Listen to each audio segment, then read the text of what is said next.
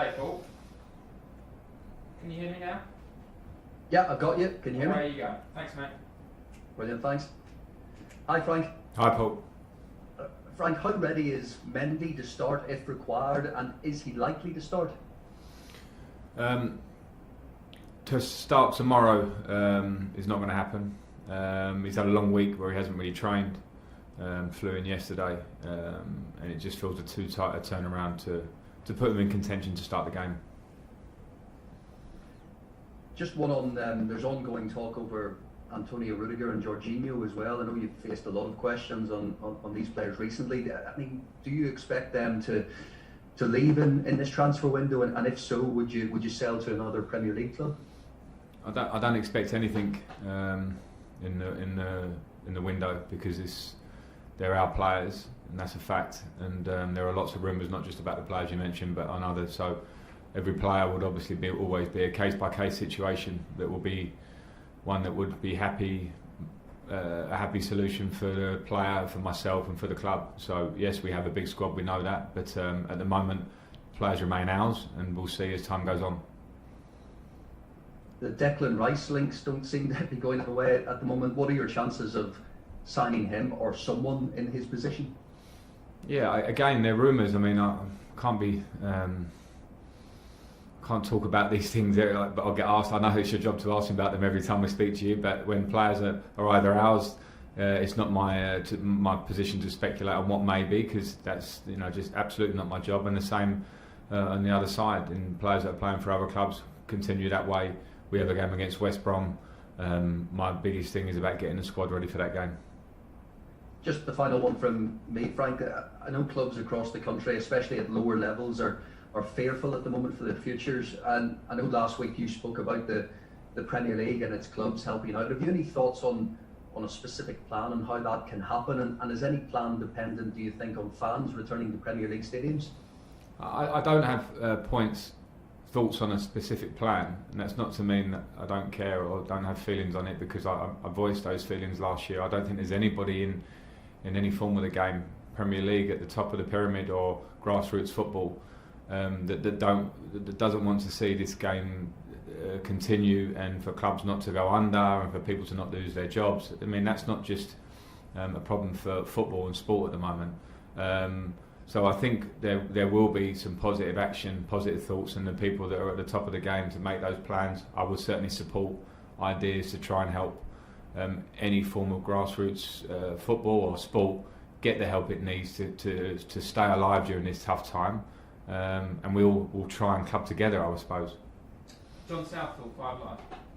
Hi Frank. On a similar theme, obviously the cases of coronavirus have had an impact on football this week with Leyton Orient, West Ham as well. Are you all aware? It just feels very fragile at the moment around everybody, but around football as well. Yeah, I'm certainly aware of that, and I think we all are here. We're all living this moment, and if you follow the news, the media, or just the feeling that's in the country at the moment, I think it feels in a slightly fragile state. So I think we're very understanding of that. That's become slightly the new norm for us, and it seems to have reared its head again, particularly in the last 2 or 3 weeks. So not a great situation. People are in a much worse situation than what we are in our jobs here right now at Chelsea, but we just have to keep working right, doing the right things, and there are tough times. On the transfer front, obviously Mendy's come in. Do you think that'll be the last one now, or do you think we might see some more transfers? I honestly don't have answers to speculation of ins or outs going forward. Okay, Tammy Abraham linked up well with Kai Havertz in the week, so that gives you a difficult decision, doesn't it, for tomorrow? Yeah, it gives me a nice problem to see the way they linked, to see the attributes of Tammy, and for Kai to see a form of an understanding, albeit in one game. They are the challenges that lie ahead for us, trying to work on those combinations with the newer players that we have coming in. We also saw Olivier Giroud come on and impact in terms of his goal, but also potentially he could have made 2 or 3 really good assists in his period. So I need those options. There's a long season, and we need different ways of breaking down teams. And I think with the players that we brought in, hopefully we'll make us stronger, but also working on those combinations of the squad as we are to try and be as clinical as I suppose we were against Barnsley. And on the injured players, Christian Pulisic, is he ready? Will he be involved? No, Christian isn't ready for the squad tomorrow, nor is Hakim Ziyech, but they're both training with us now, which is good news, and we hope to have them with us in proper match contention over the next week or two. James at Talk Sport. Frank, we could see Thiago Silva and Ben Chilwell make their first Premier League appearances in the Chelsea shirt tomorrow. How impressed have you been with what you've seen from them so far behind the scenes? I've been very impressed with both Thiago and Ben on and off the pitch. They've both added to the dressing room off the pitch in terms of Thiago, albeit not speaking the language great, but his persona, his winning mentality, I think it's something that comes across in gestures and actions as opposed to talking at the moment, and that's been great. And with Ben also, in terms of his character, how quickly he settled into the dressing room, have been really big positives for me, because I see that day in, day out. And obviously there are qualities on the pitch which we saw bits of against Barnsley, and I'm sure and hopeful that we'll see a lot more of. And only 3 matches into the season if you include the Carabao Cup game.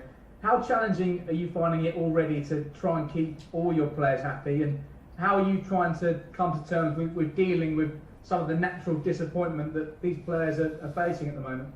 Well, yeah, it's always a tough element of the job at this level, because we need a big squad, because we're going to be competing on so many levels, and players all want to play week in, week out, and all you can ask them from them is that they carry on with the right attitude. That doesn't mean being happy not to play football, but it means an understanding of being part of a group that's trying to do something special, and it needs a good mentality throughout the squad through the year. So yeah, those can be tough moments, but as I say, in terms of personalities within the group, in terms of collective spirit, it's sometimes as important as the smaller details that happen on the pitch. So that's what I look at when I look at the group, and I see the positive signs, and it's important for us this year, crucial. Nick Purewall, PA. Frank, I understand that obviously Thiago and Ben played and pushed for match fitness. So they played in midweek. Are they? I know it's a selection decision anyway, but are they fit enough to start at the weekend? And whether they do or not, I'm not asking whether they will, but are they fit enough to start? And going on from what you said about them already, how exciting is it to have them step up there?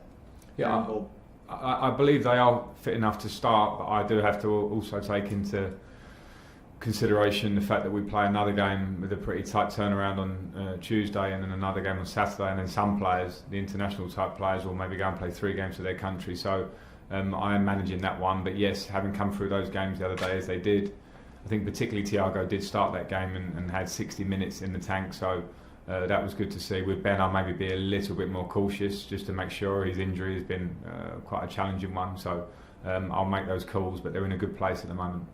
Anita, PLP. Hi Frank. Hi. I know you previously mentioned that you and the squad are standing by Kepa. Have you actually spoken to him since Mendy's announcement yesterday? I haven't spoken to Kepa, no, since then. The announcement came and we trained, and I didn't see Kepa, but I will have a conversation with him and with Willy Caballero over the next 24 hours or so. I have a very open line of communication with both of them, and I'll speak. It's important as goalkeepers, they have their own small union in the training ground because of the nature of the way they work together, so it needs to be a very positive feeling between the goalkeepers, and I'm sure there will be. There's good competition there now, we know that, and that's how we move forward. Okay, Nizar Kinsella. Hi Frank, I just wanted to ask, Christian Pulisic has been out for a little while now. I was just wondering if there's any longer term concerns about his fitness. You've had him in and out of the squad a little bit since he joined the club. Yeah, no, I mean, there's always a concern about players' fitness when the history says that there have been some injuries, and last season we did have them with Christian. I was questioned many times on my position on Christian when he did play or didn't play, and of course when you look at a player with his recent record, you're trying to find the right way, the right balance of getting the best out of him, which we saw in big periods last year, and making sure you don't overcook him and leave him susceptible to injury, particularly when a player of his explosive pace and balance, that's a fine line. So we're working on that, and Christian is also very open to that. He wants to play, he's so hungry to play, and he's very nearly fit now, but it's certainly something we'll have to manage with him this season, because we've all seen the talent and it's something we want to get right. I'm not saying it's a fundamental chronic kind of an issue, it's not, but we want to get as many minutes of Christian, the really great Christian that we saw lots of last season, on the pitch. Okay, that's the end.